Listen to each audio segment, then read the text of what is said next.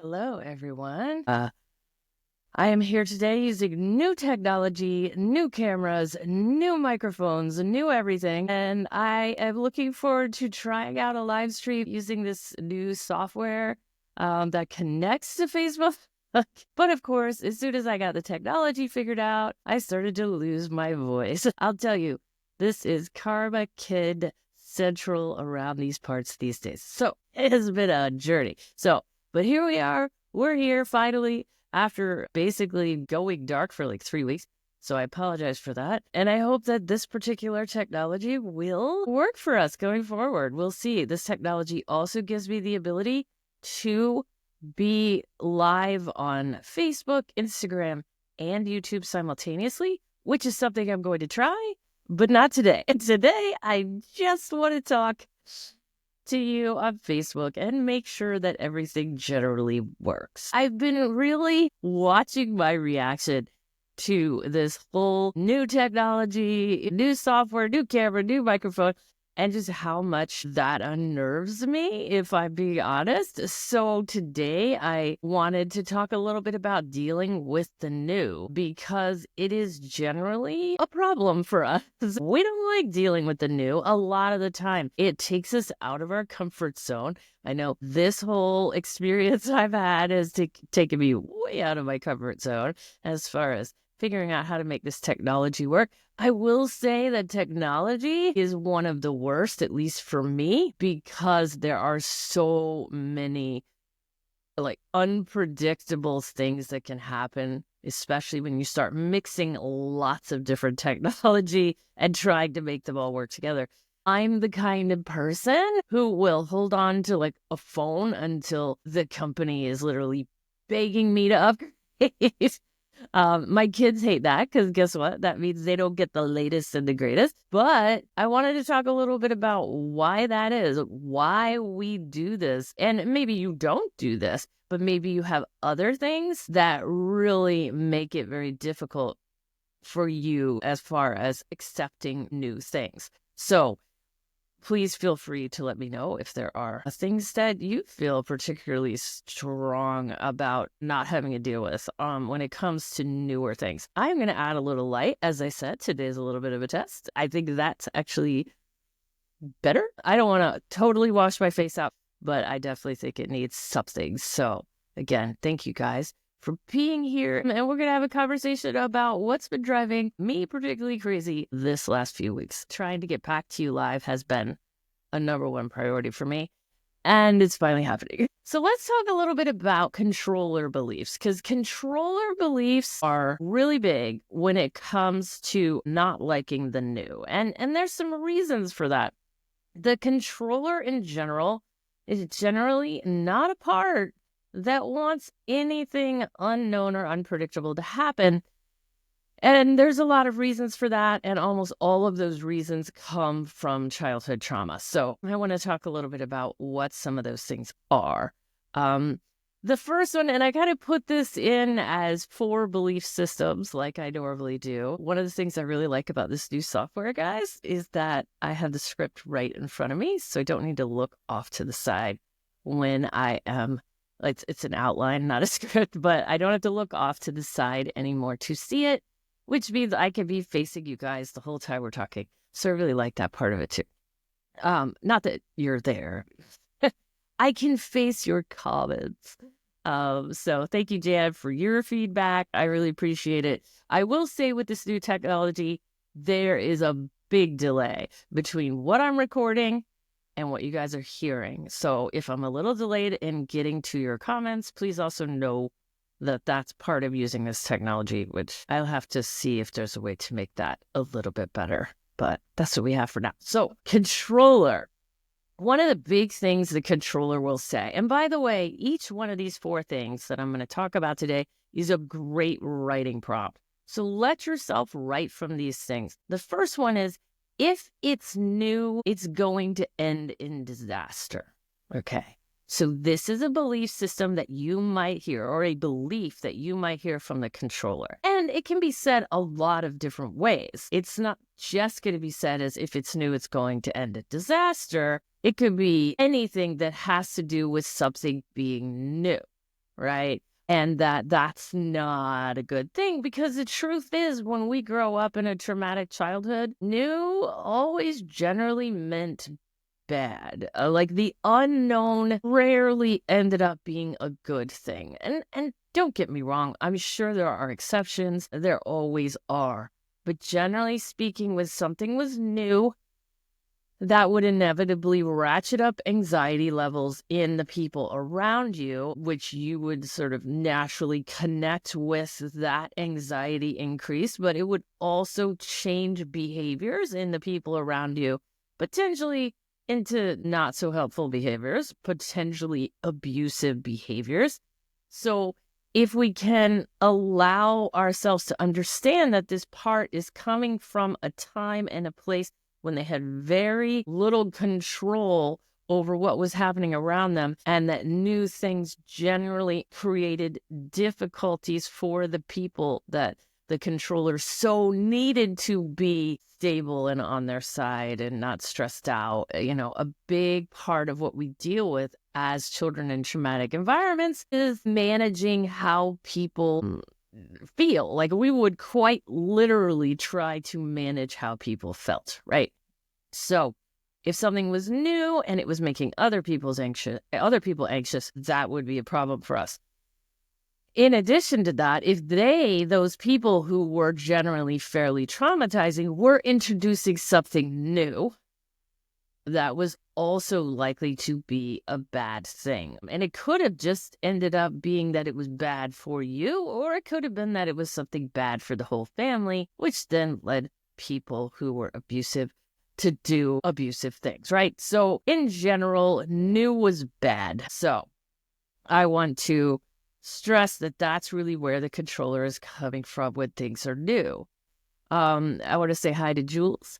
I will also say that there can be this idea kind of that things are a bit of a setup almost. If there's something new, and this is like, especially like, for example, if something was supposed to be good, but then, and this is the next one, if it is supposed to be good, it might end in disaster, right? So coming back to this word disaster, I'm using this word in most of the examples I'm giving today. So if it's supposed to be good, if it's new and exciting, it might end in disaster. And sometimes that's because what our experience were, the things that we experienced were that sometimes things would be promised that they would be good, but they actually weren't good. Maybe they were good for others, but they weren't necessarily good for us. And to take it even a step further, I'll say that in some traumatic households, the promise of a good new thing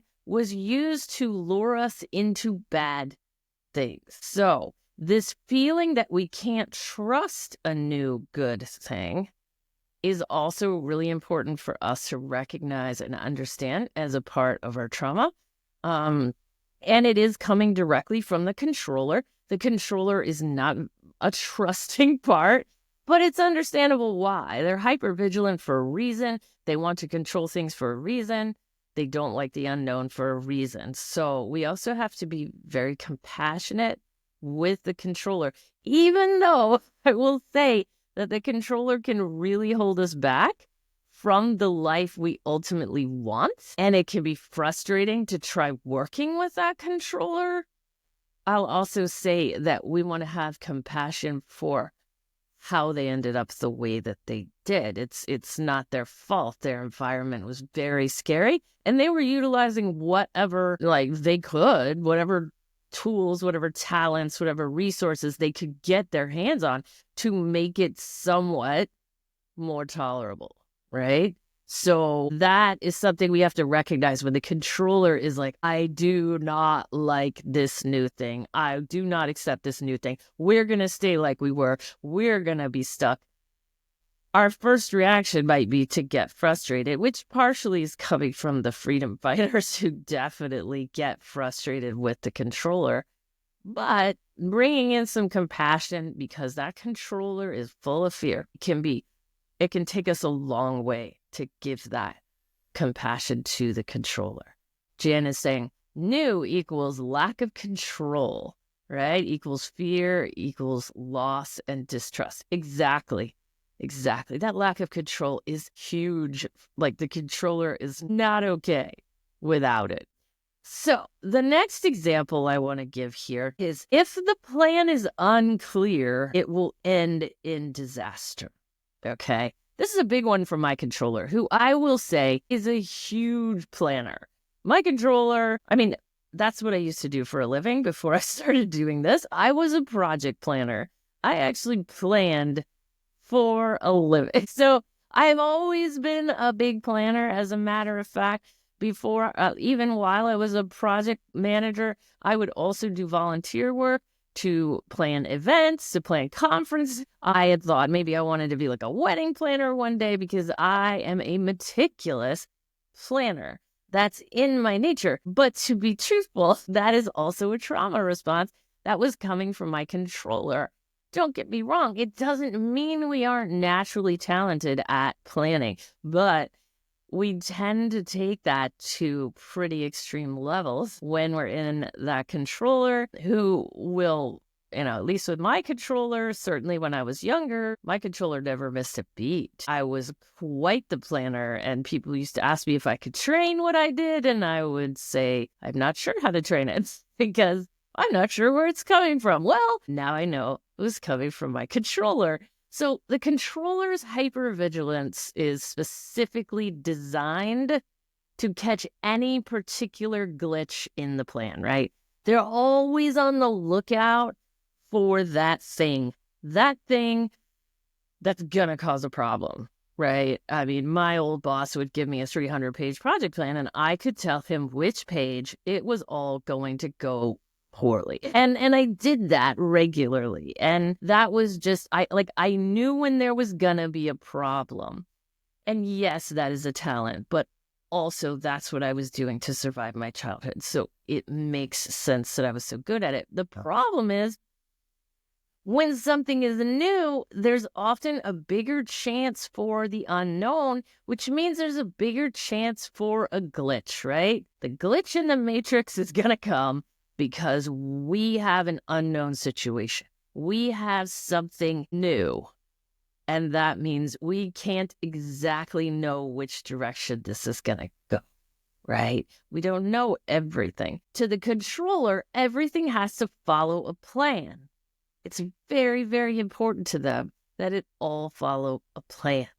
And so what we're saying here is the new doesn't really allow for that a lot of the time. So that's something we need to kind of keep an eye on as well, because sometimes, oh my gosh, like when I started this journey and I started making decisions that were more intuitive in nature, my controller lost their mind. Okay. And this is where we start to get into things where when we get intuitive, the controller is going to come out and go, we can't do that. You don't know how that's going to end. That's going to be a disaster. That's never going to work. As you can see, my controller really likes the word disaster because I put it in every single one of these particular beliefs. But in general, we do have this tendency towards wanting everything planned just right. And when you start following your intuition, you leave a lot of things up for chance. There's more unknown in that intuition when you're making decisions from your intuition. And that's when the fear goes up. Now, a lot of people think if the fear goes up, it's not the right decision for you. That isn't true. That's actually almost never true. As a matter of fact, when the fear goes up, we probably want to get curious and spend a little bit more time with that fear because we might be onto something. So I like to tell people, just because there's fear doesn't mean you shouldn't move forward in that direction. But that fear is likely to be a controller fear, like the one we're talking about now, that is holding you back, right? So when I make intuitive decisions now, which I will say that all of the intuitive decisions I have made have been my best ones, probably in my entire life, boy, the controller gets pretty freaked out. Okay. And these are the kind of things that they talk about. So the last one I want to talk about today, if something is outside of my control, it will end in disaster. So this to some degree may go without saying, because we've already been talking about all the ways in which the new feels like it's going to end in disaster. And very clearly, that's all tied to control. As a matter of fact, Jan already made a comment about control, because that is a huge part of the fear. We control because we are scared. That's why we do it, right? So understanding that can really help us. So the controller is going to say, if it's outside of my control, it's going to be bad. Now, it's very hard to get to a place where we can trust that the universe is going to provide us with something good if we're not controlling it, because I'll be honest, as children, we probably didn't see any evidence of that. That wasn't what was surrounding us on a daily basis. So a lot of times when I say to my controller, hey, let's just trust that this could work out, my controller literally laughs inside my head. Now, I don't blame them. It's sort of easy to believe that. Based on the past that I have had, it can be easy to believe them. But the only way to move our lives forward is to begin to allow for more chance, more new, more uncertainty and unknown in our lives, so that we can find something better. Otherwise, life just stays exactly the same. One of the controllers, in my opinion, one of the most famous comments that they make, and it's not that they make this exact comment, because if they made this exact comment, I would know it was them. They want to be more stealthy than that. But this idea of the devil you know is better than the devil you don't, that epitomizes the controller in a nutshell. They believe that what you have now, which is controllable, which is predictable, which has been the same potentially for a very long time, is much better than the thing that you don't know about, because it could be so much worse. And that is generally how the controller keeps us away from the new, right? And that's what we want to work with here. We want to work with that messaging that whatever is unknown is going to be potentially disastrous. I'm not saying that doing something that's unknown or new to us is gonna work out perfectly. I would never tell you that. There's going to be glitches, right? There's going to be things that go wrong. That's just a given. And I'll also say that when one thing goes wrong, the controller's going to get pretty vocal about it. See, I told you something was going to go wrong. I had this mantra when I moved to Florida originally from Virginia. And that mantra was, yes, controller, things are going to go wrong, but nothing that really matters, nothing huge is going to go wrong. Small things are going to go wrong. You can't have a move without that. And saying that really helped to keep my controller out of that place where they were constantly lecturing me about small things that weren't working out the way that my controller had planned them to work out, which, let's face it, there's no way we can achieve that much perfection in the external world. It's just an impossibility. We're not going to do it. Controller's perfection is generally unachievable. So my message for you today is look at what you're afraid of. Look at what you want to do, but it feels too new and too scary and too unpredictable. I recommend that you start with something small at first, something new and small. I will say that this new software and all this new equipment does not feel particularly small to me today, but it seems to be generally working out. But pick something small. Let your controller write to you about all the ways it's going to be a disaster. And then try something out. Give it a shot. See what happens. It's definitely going to be my mantra for the next little while. I think I'm going to be changing some things, because I seem to be in the headspace for that. But, really embrace the new for yourself and see where it takes you. So I want to say thank you guys for being a part of my test today. This seems to be going okay-ish. We'll see. So thank you all so much. And I look forward to talking to you next Tuesday, utilizing the same software and the same equipment to be live with you again. So thank you all so much. I do really appreciate it.